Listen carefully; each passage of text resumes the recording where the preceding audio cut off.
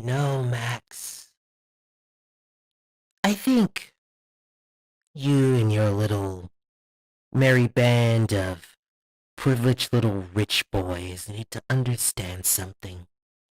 In fact, I think all of you need to understand something.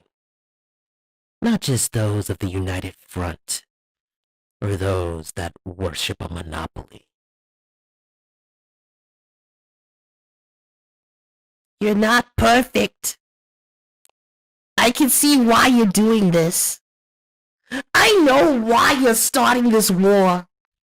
I know why you're trying to destroy the VWU. It's so obvious why. Jealousy. Jealousy. Resentment. Well, for some of them, anyway. But for you? For the monopoly? You don't care about those people. You just want what they have. Their money, their power, and then you just want to take it. So you play with their minds and you twist and toy with them and you make them believe that you mean well. I care for you. I'll worship you. I'll nurture you at night when you need it, not those mean, bad old VWU people. That's what you're trying to do. I see right through you.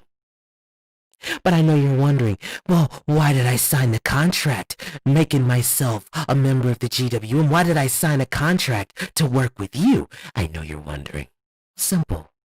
I said it once and I'll say it again. I choose no sides. Only my side. Because both sides are hazardous to my health.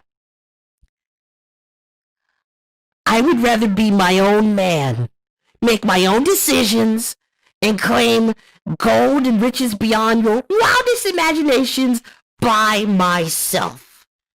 Not with the banner of the VWU or the global wrestling monopoly, because quite frankly, wearing those banners cost way too much. You don't believe me? Let's talk about the global wrestling monopoly. Now, if I was under your banner, what would that cost me? My life?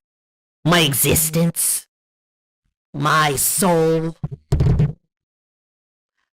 The simple fact that no matter how big I get, if I get too big, well, I might just wind up missing now, will I? Because old Tiger the Great doesn't like it when somebody's better than him. Unless it's his own protege. That yellow devil that you got running around. See, I'm not stupid. That's why you bought out all those people. That's why you targeted someone like a Matt Draven. I don't have many friends in this world, but Draven was a friend. Was. And even with his greed, his self-deluded vanity, and everything else that was wrong with him, I still considered him a friend. And if there's one thing that does annoy me, it's how you and your little leeches sunk your little suckers into his head and brainwashed him into thinking you care about him. Now, I have never brainwashed anybody, let alone have I ever made someone think another way. I give my thoughts, and they either agree or disagree. I didn't make Charles Schultz follow me.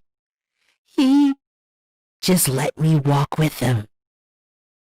And woo boy, ain't it a trip. But you know what? The VW's no better. If I wear the VW banner, The biggest things I'll have to worry about is relevancy. Because no matter how hard I try, no matter how hard I fight, the new flavor of the month will show itself. And boom, I'm yesterday's news. I'm forgotten, like so many others. You don't believe me? Hey, Jamal, tell me, how long do you think you can keep milking that gatekeeper of CCL shtick before it starts to run dry and everyone starts looking at Rick C as the new gatekeeper? Oh wait, they're already doing that, are they? Or better yet, why don't I call Carmen Cortez and ask her how's that going for her? How's it going to fail every single time because you're trying to live up to someone else's expectations? When your life is so full of baggage that you can't even forgive yourself, that all you do is just drag yourself and everyone else down with you. How does that work?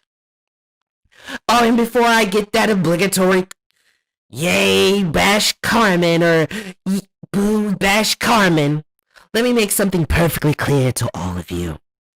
The majority of you couldn't even last a goddamn day in her shoes, let alone even deal with half the stuff she deals with. Most of you would probably put a bullet in your head and end it all, just like you would, Maxie.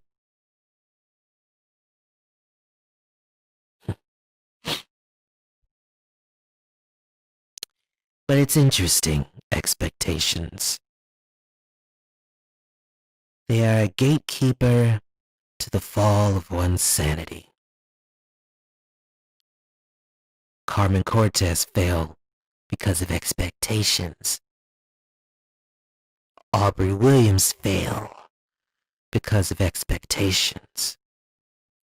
Your Zack Stones, your Atlas Joneses, your Luca Khans,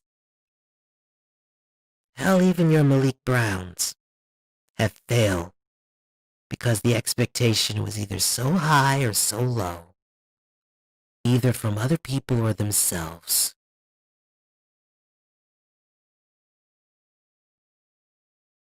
And because of that, they went mad. It's why I never give myself high expectations or any expectations at all. Because once I reach them, I would want to do it again and again and again, and then I would just lose my mind and I would quote suicidal soliloquies over Twitter, like so many others.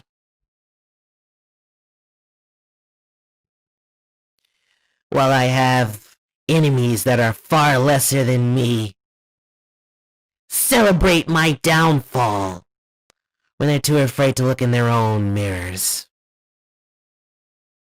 Hey, Eddie Pryor, I want you to understand something. In fact, I want you to let this fester in your entire feeble little head.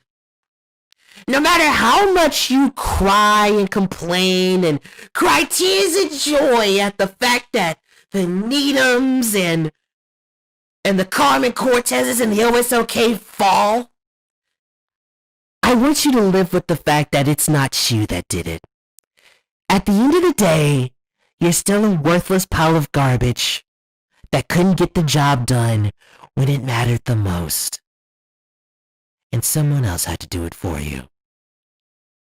You will always be the joke, Kilbane.